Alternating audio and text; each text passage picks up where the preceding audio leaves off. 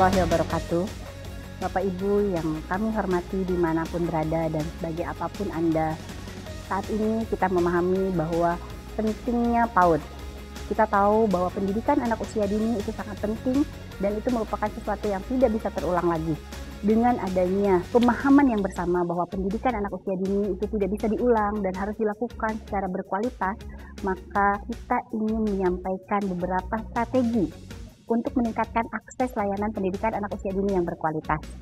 Ada dua strategi dalam pemaparan kali ini. Yang pertama, strateginya adalah melalui SPM, Standar Pelayanan Minimal untuk PAUD. Nah, SPM ini ada dalam PP nomor 2 tahun 2018. Disampaikan di situ bahwa ada SPM untuk provinsi dan ada SPM untuk kabupaten kota terkait dengan PAUD. Untuk SPM provinsi adalah untuk memastikan anak yang usia 4-18 tahun yang termasuk anak-anak berkebutuhan khusus.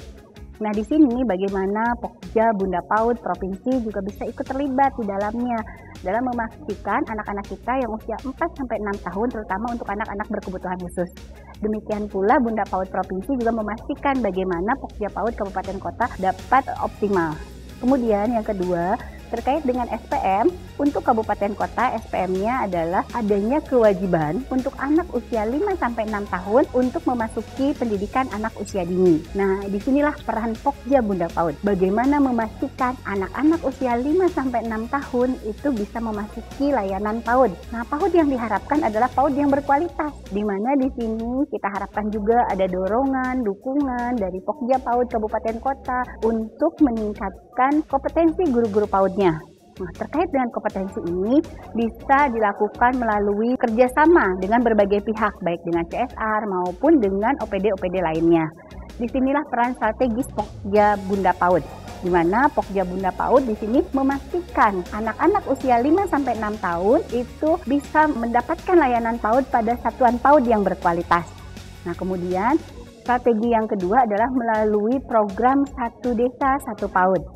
Nah, di sini di program Satu Desa Satu PAUD juga perlu dipastikan nih, perlu ada kerjasama antara Pokja PAUD Kabupaten Kota dengan Pokja PAUD Kecamatan dan Pokja PAUD Desa itu melakukan kerjasama. Salah satunya adalah kerjasama di sini memastikan bahwa seluruh desa telah memiliki PAUD. Bahkan kita harapkan ada dukungan ketika melakukan advokasi dari Pokja Bunda PAUD Kabupaten Kota terkait dengan adanya Perbub atau Perwal atau Perda yang di situ menegaskan tentang tata kelola desa, di mana di situ disebutkan hak atas desa, di mana ada nomenklatur yang secara eksplisit menyebutkan bahwa penggunaan dana desa untuk kepentingan PAUD. Nah, inilah yang juga harus disampaikan oleh Pokja PAUD Kabupaten Kota, bahwa mengawal adanya Pergub atau Perwal, sehingga nanti desa bisa menggunakan peraturan tersebut untuk penggunaan dana desa. Kemudian yang perlu dipastikan, penggunaan dana desa di sini adalah untuk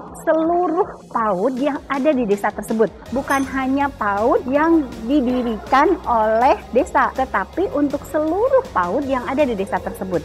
Termasuk juga anak usia dini. Anak usia dini yang mana? Seluruh anak usia dini yang ada di desa tersebut, yang ada di 0-6 tahun. Baik dia di layanan PAUD formal seperti TK atau RA, atau di layanan non formal seperti kelompok bermain, SPS, TPA. Nah, ini yang harus kita sama-sama pahami bersama. Di sini juga harus dipastikan bagaimana kader-kader relawan PAUD itu ikut menyuarakan ketika musrembang, sehingga penggunaan dana desa bisa diusulkan dari musrembang, diperkuat dengan perwalnya atau perbubnya atau perdanya, sehingga penggunaan dana desa untuk PAUD itu bisa dikawal mulai dari peraturan yang ada di kabupaten kota sampai dengan pelaksanaannya yang ada di desa. Nah, Bapak Ibu, dua hal tadi mulai dari SPM PAUD, yaitu bagaimana 5-6 tahun itu pemerintah daerah wajib memberikan layanan bagi anak usia 5-6 tahun untuk dia masuk ke satuan PAUD. Kemudian yang kedua adalah Satu Desa Satu PAUD, itu juga ada beberapa strategi lainnya. Yang pertama adalah bagaimana mendorong tokoh masyarakat untuk ikut terlibat dalam mendukung masyarakat untuk menyekolahkan anak-anaknya ke PAUD. Termasuk juga bagaimana gerakan Ayo ke PAUD harus digulirkan lagi. Nah, yang terakhir Bapak Ibu, dorong satuan PAUD untuk memasukkan datanya di dalam Dapodik, karena data ini menjadi sesuatu yang penting untuk kita. Dengan adanya data, kita tahu berapa jumlah PAUD di kita, berapa anaknya, kemudian kompetensi pendidiknya bagaimana, dan bagaimana kita bisa memberikan dukungan kepada PAUD-PAUD yang ada di daerah kita. Kita berharap mudah-mudahan Indonesia memiliki banyak satuan PAUD yang berkualitas sehingga bisa menyiapkan anak-anak kita untuk tumbuh berkembang secara optimal sehingga anak-anak kita siap untuk memasuki zamannya. Terima kasih. Assalamualaikum warahmatullahi wabarakatuh.